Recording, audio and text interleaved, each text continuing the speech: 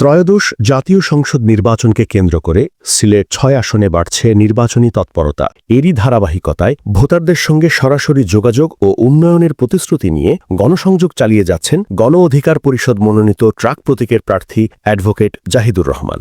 শনিবার বাদ মাগরিব গোলাপগঞ্জ উপজেলার ভাদেশ্বর ইউনিয়নের মোকাম বাজানে গণসংযোগ শেষে অনুষ্ঠিত পথসভায় অ্যাডভোকেট জাহিদুর রহমান বলেন, 50 লক্ষ জনগণকে একটা কার্ড দিতে হলে আপনাদের দেশের অর্থনৈতিক অবস্থা কি রকম থাকতে হয়।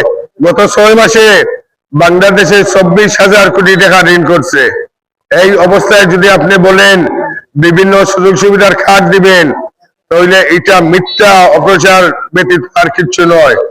আরো কিছু ভাইয়েরা, সেটা আল্লাহ সুবহানাহু ওয়া তাআলা একমাত্র দিতে পারে, আমাদের আরো কিছু ভাইয়েরা এইরকম কিছু আশ্বাস দিচ্ছেন।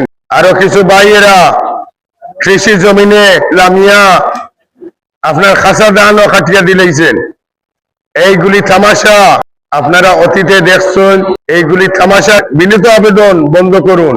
পথসভায় মুরব্বী অনির আলীর সভাপতিত্বে ও জুলাই যোদ্ধা অলি আহমদের পরিচালনায় বক্তব্য রাখেন ও উপস্থিত ছিলেন সমাজসেবী ও শিক্ষানুরাগী আলহাজ নূর উদ্দিন, আসন কমিটির সমন্বয়ক জুবের আহমদ, বিবেকানন্দ দাস বিবেক, গণ অধিকার পরিষদ নেতা জসিম উদ্দিন, প্রবীণ মুরব্বী কমর উদ্দিন, বিয়ানীবাজার উপজেলা গণ অধিকার পরিষদের আহ্বায়ক মাহবুব আহমেদ, গণ অধিকার পরিষদ নেতা আব্দুল হেকিম, বিয়ানীবাজার উপজেলা শ্রমিক অধিকার পরিষদের সাধারণ সম্পাদক আলতাফ হোসেন সহ আরও অনেকে।